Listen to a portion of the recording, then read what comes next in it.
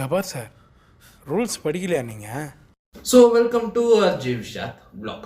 இன்னைக்கு நாங்கள் என்ன பார்க்க போறோம்னா, அதுக்கு வந்து இப்போ தான் சேனலுக்கு வாரீங்களா, மறக்காம சப்ஸ்கிரைப் பண்ணிருங்க, லைக் பண்ணுங்க, ஷேர் பண்ணுங்க. இந்த வீடியோ உங்களுக்கு பிடிச்சிருந்தா மட்டுமே கமெண்ட் பாக்ஸில் கமெண்ட் பண்ணுங்க. 2025ல ஒரு படத்தை ரோஸ்ட் பண்றதா இல்லாட்டி ரிவ்யூ பண்றாமே தெரியாம முடிச்சுக்கிட்ட ஒரு சந்தர்ப்பம் தாங்க இது. ஸோ இந்த படத்துடைய ரோஸ்டே பார்த்தோம், ரிவ்யூவே பார்த்தோம்.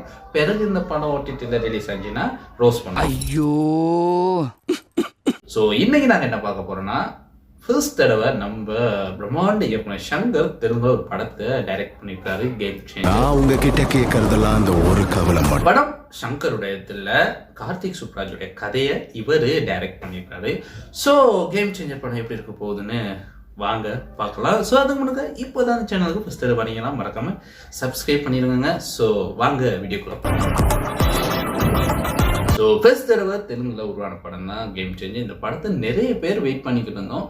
எப்படா இது வந்து சங்கருக்கு ஒரு கம்பேக் படமா இருக்குமா இல்லாட்டி ஒரு எவரேஜ் படமா இருக்குமான்னு பார்த்தா, ஸோ ரிவ்யூ சொல்றேன், நீங்களே சொல்லுங்க இது கம்பேக் படமா.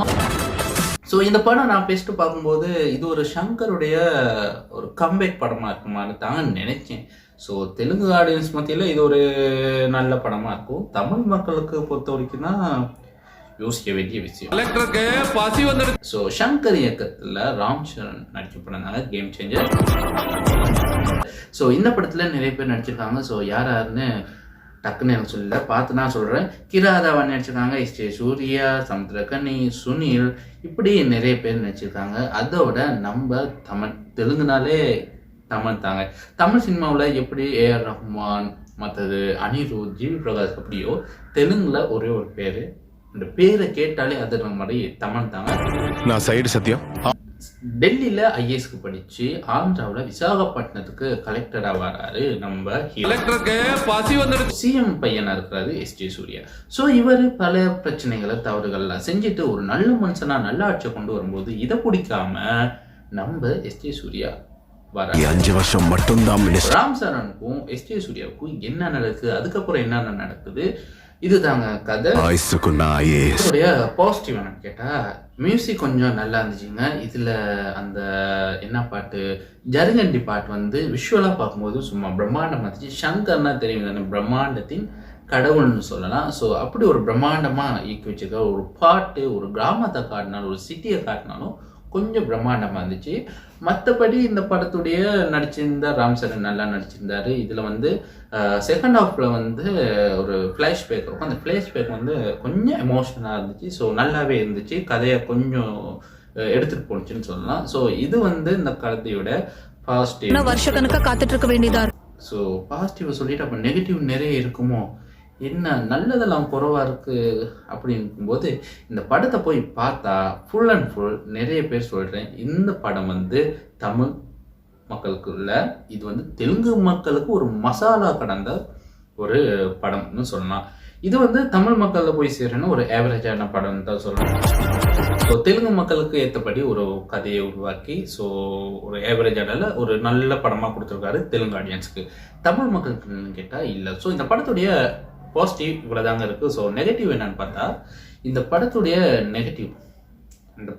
நெகட்டிவ் இந்த கதை தாங்க இந்த படத்துடைய ஒரு குலாப்ஜாம் கதையா இருக்கு. ஸோ இந்த கதையை எப்படி கொண்டு போயிருக்கிறாங்க, இது வந்து எழுத்தாளர் சுஜாதா இல்லாதத சங்கருக்கு ஒரு ரைட் ஹேண்ட் இல்லாத ஆந்திர பிரதேச முதலமைச்சராக சங்கர் மட்டும் இல்ல, தமிழ் ஆடியன்ஸ் எங்களுக்கும் ஒரு கவலையா தான் இருக்கு எழுத்தாளர் சுஜாதா இல்லாதது.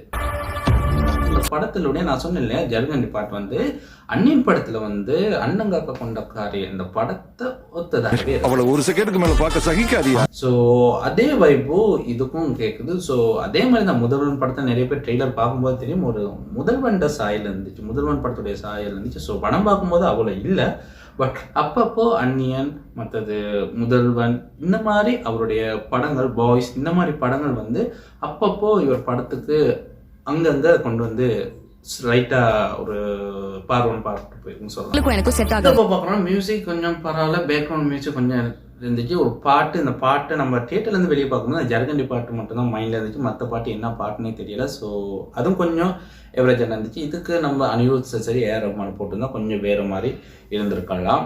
இது வந்து எந்த அடுத்து பார்க்க போனால் SJ Suriya. So SJ Suriya வந்து எப்படிப்பட்ட ஆக்டர், அவரை எப்படி வச்சு செஞ்சுருக்கணும். ஆனால் ஷங்கர் இந்தியன் 2 படத்துலையும் இந்த படத்துலையும் வச்சு செஞ்சுருக்கான்னு தான் சொல்ல முடியும்.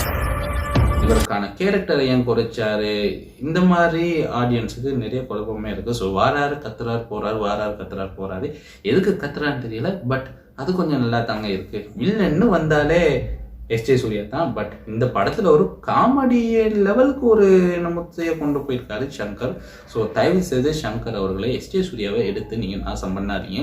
ஸோ அவரோட இண்டஸ்ட்ரியில் அவர் நல்ல ஒரு வேற லெவலுக்கு அவர் போய்க்கிருக்காரு. ஸோ அவரை நீங்கள் உங்கள் படத்துக்கு எடுத்து நாசம் பண்ணிடாதீங்க. ஃபைட் சீன் அது ஒரு மாதிரி ஃபைட் சீனாக இருக்குது. ஸோ தெலுங்கு மக்களுக்கு, ஸோ தெலுங்கு ஆடியன்ஸ்க்கு வந்து இது கொஞ்சம் பிடிச்ச ஃபைட்டாக இருக்கும்.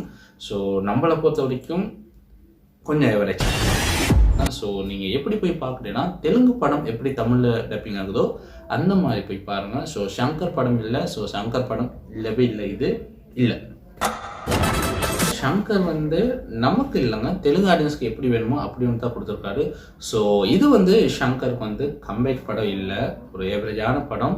ஸோ ஷங்கர் சார் எப்போ நீங்கள் கம்பேக் கொடுக்க போகிறீங்க தமிழ் சினிமாவுக்கு? ஸோ தொடர்ந்து எந்திரன் 2லேருந்து 2.0லேருந்து தொடர்ச்சியான தோல்விகள்.